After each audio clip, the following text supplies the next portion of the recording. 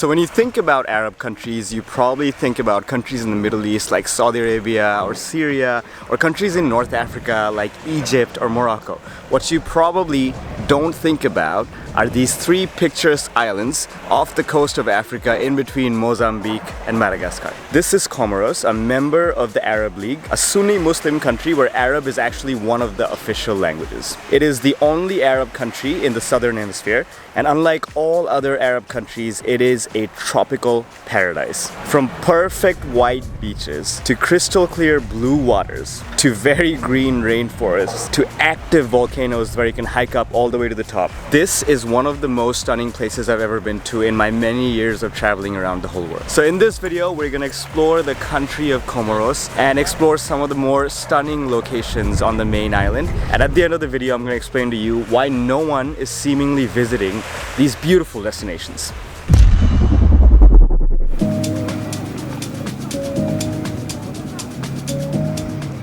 Okay, we've come to Moroni, which is the capital of Comoros and is located in the middle of its biggest island, or on the west coast of its biggest island, which is the Grand Comoro. Comoros, the nation, is actually 3 different islands. So the first people to arrive here were actually Austronesians all the way from Southeast Asia, who came here on these like outrigger boats all the way from Southeast Asia, and they've been here since at least the 8th century. Now subsequently, a lot of people arrived from East Africa, people from the Arabian Peninsula, people from the Persian Gulf, and even people from Madagascar. Bantu-speaking settlers have been here pretty much from the very early days of settlement in these islands. Arab traders back in the days actually set up this huge network of ports that they traded with all across the Indian Ocean, and the Comoros Islands had some of those ports basically. And the Omani sailors, as early as like 1,000 years ago, called these islands the perfume islands because of all the trade they did with dealing with different perfumes or spices over here. Islam spread to Comoros through these traders, and to this day it's a 97% Sunni Muslim country. And that's why you see a lot of Arabic influence in the architecture. Even every signboard that you see around here, the Comorian language is actually written in the Arab script, even though it's not the Arabic language. The Comorian language is actually more closely related to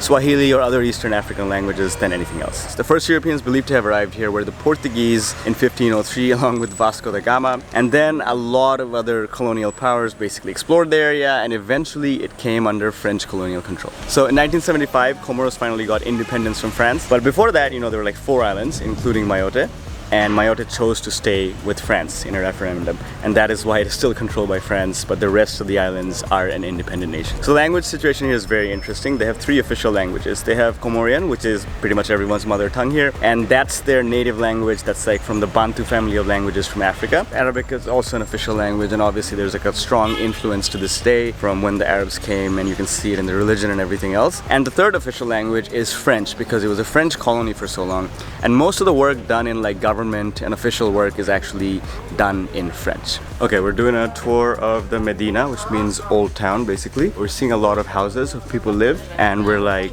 seeing a lot of jewelry shops actually, where people are like manually making jewelry. So I guess that's like a big part of the work that people are doing, at least in the old quarters.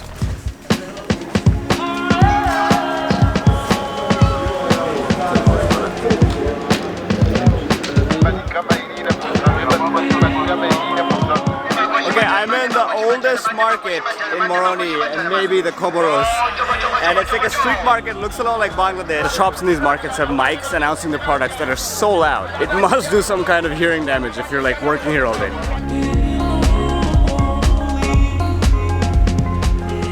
Okay, so before the French colonized the whole place, the country that is Comoros today, and even this island, Grand Comoros, was ruled by a bunch of different sultans who ruled like different parts of the island and had like different towns or cities that they controlled. So Moroni was ruled by the Sultan of Moroni. But very close to it is another really old town called Ikoni, which was ruled by the Sultan of Ikoni. And if you come here to this day, you can still see the remnants of the palace where the Sultan used to live. And you can actually go around the island and go to the other palaces of the different sultans that ruled the place.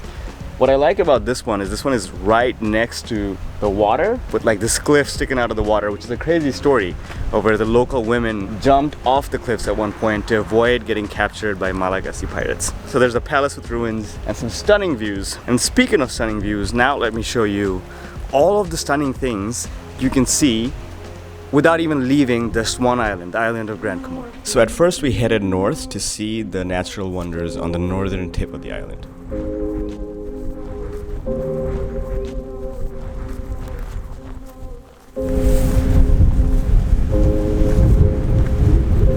We're doing this hike to this crazy volcanic formation called the Dragon's Back, which looks like a dragon or more like a crocodile that's like leaning into the ground. At least the front of the structure looks like the head of a crocodile that's like sleeping. Okay, right now I'm in front of Salt Lake, or Lac Salé in French. There's this gorgeous lake with greenish bluish water that is basically a salt lake in a volcanic crater. And the view here is really nice because you see the lake, the volcanic crater, and you see the ocean right behind it.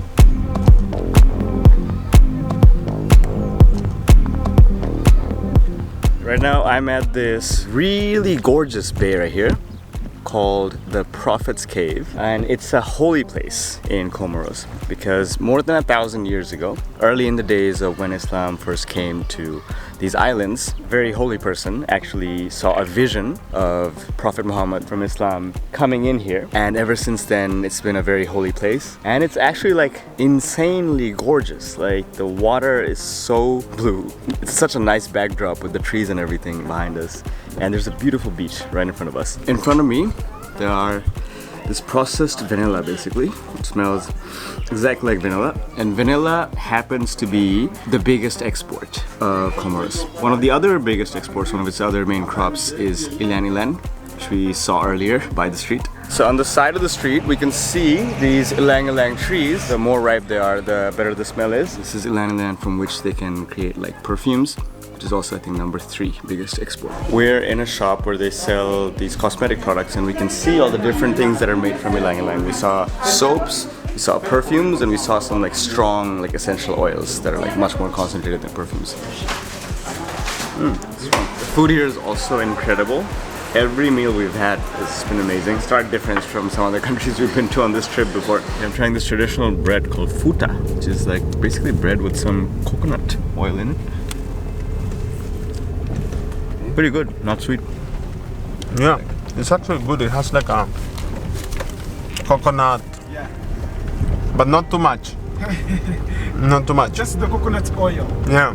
Turns out Madagascar isn't the only country in the region with massive baobab trees. And we found this really cool one with a hollow trunk we could go inside.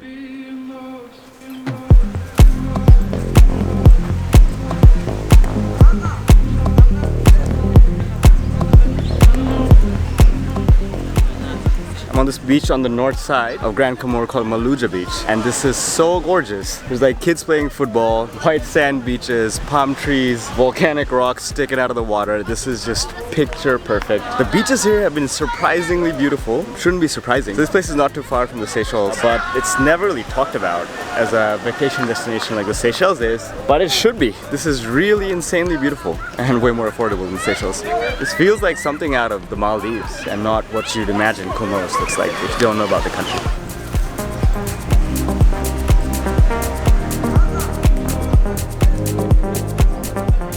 We also went to another beautiful beach on the south that had some very athletic kids playing and doing crazy gymnastics all over the sand, and then a bunch of more kids just playing in the water.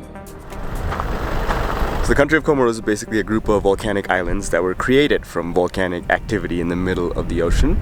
And right now we're actually climbing the highest point in Comoros, which is Mount Kartala, which is an active volcano and one of the most active volcanoes in the world. So we took a 4x4 up to a very high point that we could drive to, and now we're gonna hike up to the very top. And what's really interesting about this place is the vegetation that you see on the way up. This feels very unique. Like I've been to the top of a lot of volcanoes, but I've never seen vegetation like this before. This volcano is at 2,300 meters. I think that's over like 7,000 feet, I'm not really sure, but it's pretty high. And losing my sweater on the flight to Comoros was not a good idea because it is a bit chilly. It's like, I think, like 10-12 degrees Celsius, but it's sunny though.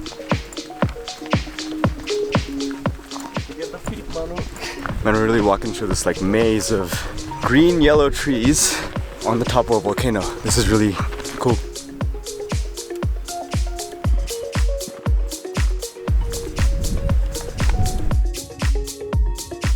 The more I walk, the more surreal this hike is getting.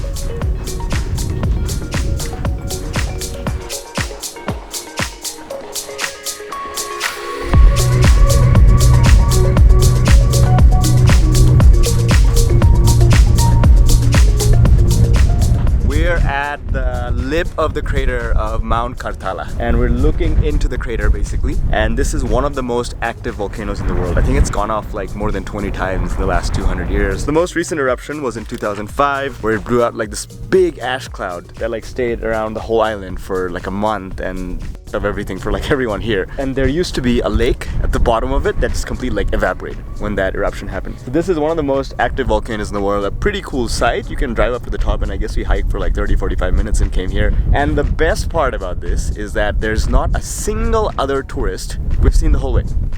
And it's like 11 a.m. Maybe we came a little bit late. Literally, it's just been our crew walking through the whole thing. We've been here for like 30 minutes. Not a single other tourist. I don't know for how long you'll be able to enjoy the lack of tourists here, so come here soon.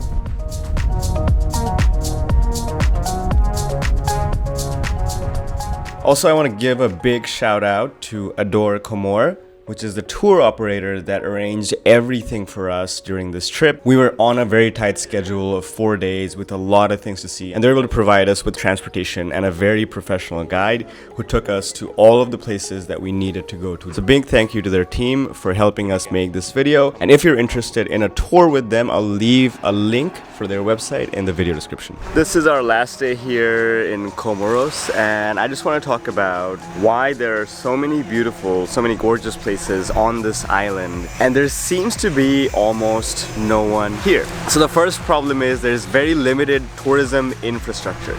There are very few international hotels. So we're actually staying at an international hotel right now, but there are very few of these. And the one we're staying at here, although this does have like this private beach and like is really nice, this one costs like more than $200, like $250 or something like that per night, which is not really cheap. There's no domestic flights going between the islands, and the only way to get there is using these ferries. And let me show you what the boats or the ferry port actually looks like. So you have to remember that the Comoros is basically 3 islands. The only way to get from one island to the other is by boat.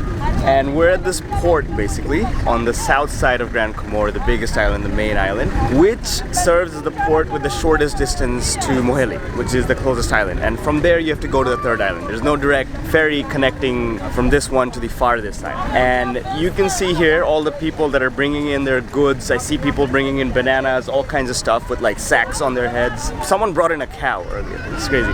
So this is the only way that people can get from one island to the other, and you can say it's like not the easiest way to travel between the places. Locals usually like get on these boats, bargain with like the people that are driving the boats to see what's the best price they can get to go to the other islands. And that's probably why people from these islands have developed such unique identities. It's not the easiest thing to go to another island. Tourists can often get like better boats from better platforms with Adore Comor. There's also very limited international flight connections. I believe the only flights that go out of here are to Kenya through Kenya Airlines and to Ethiopia or Addis Ababa. So both of us are actually going to 2 different places in Europe, and the cheapest flights we could find to Europe cost us like $1,000 or $1,200, and the minimum number of connections we have to get. So both of us have like 3 connecting flights to get to our destination, and it's gonna take us like 24 hours. So that also disencourages people because it's so expensive and it's so time consuming and probably so exhausting to take so many flights just to get here from major places where tourists come from, like Europe. So travelers looking to come to the region and they're looking for more comfort and just easy logistics of getting around and getting here tend to go to Seychelles, Mauritius, or Zanzibar. And on top of that, these countries like Mauritius and Seychelles have also done a lot of marketing to make sure they get the visibility they deserve. Something that the Comoros government so far at least has been lacking is the investment in tourism and marketing. On top of that, there's political instability.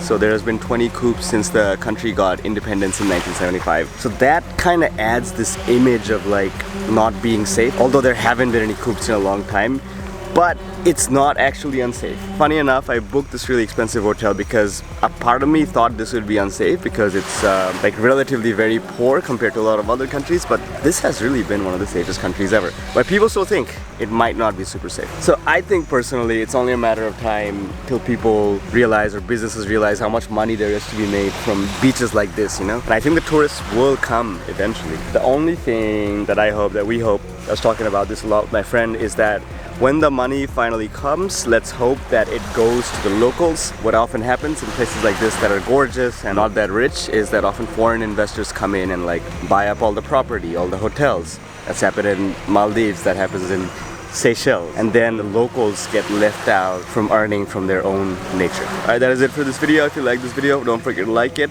If you want to watch more videos, feel free to subscribe to my channel, and if you want real-time travel updates, feel free to follow me on Instagram at Nadir on the go. I'll catch you guys in the next video from maybe Turkmenistan, because we're leaving Africa.